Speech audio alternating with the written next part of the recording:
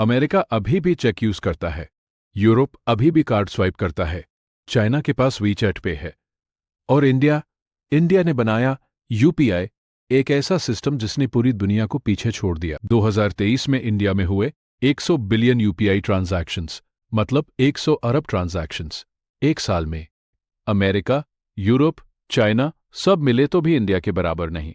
ये कहानी है यूपीआई की, इंडिया के उस पेमेंट रिवॉल्यूशन की जो एक गवर्नमेंट ऑफिस में बनी, बिना किसी बिलियनर के, बिना किसी सिलिकॉन वैली स्टार्टअप के। स्वागत है बिस्टार्टका में, जहां हम करते हैं इंडिया की बिगेस्ट बिजनेस स्टोरीज सीधा, सिंपल और बिना किसी बकवास।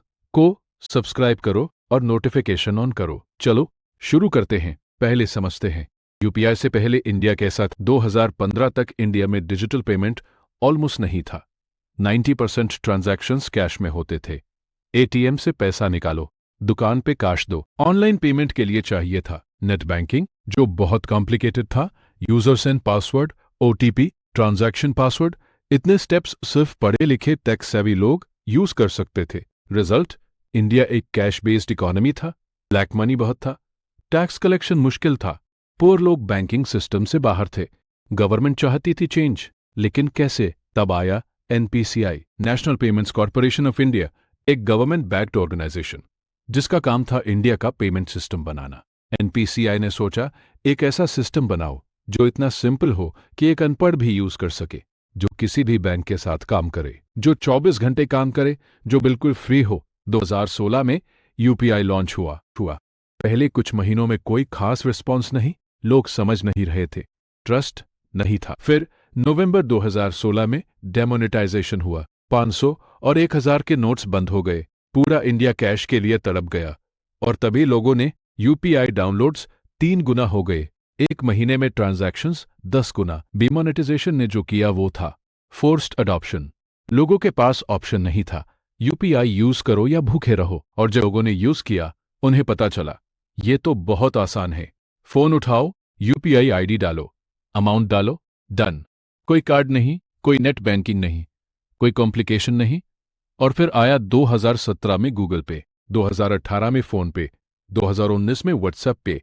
इन कंपनीज ने यूपीआई को और पॉपुलर बनाया।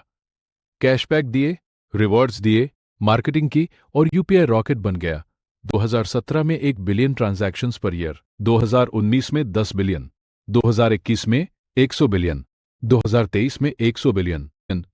ये ग्रोथ रेट दुनिया में किसी पेमेंट सिस्टम की नहीं थी। लेकिन यूपीआई की असली पावर क्या है? 3 चीजें हैं जो यूपीआई को यूनिक बनाती है।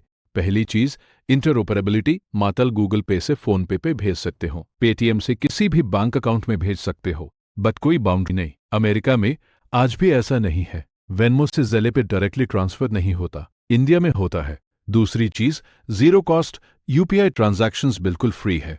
कोई ट्रांजैक्शंस फी नहीं, ना सेंडर के लिए ना रिसीवर के लिए।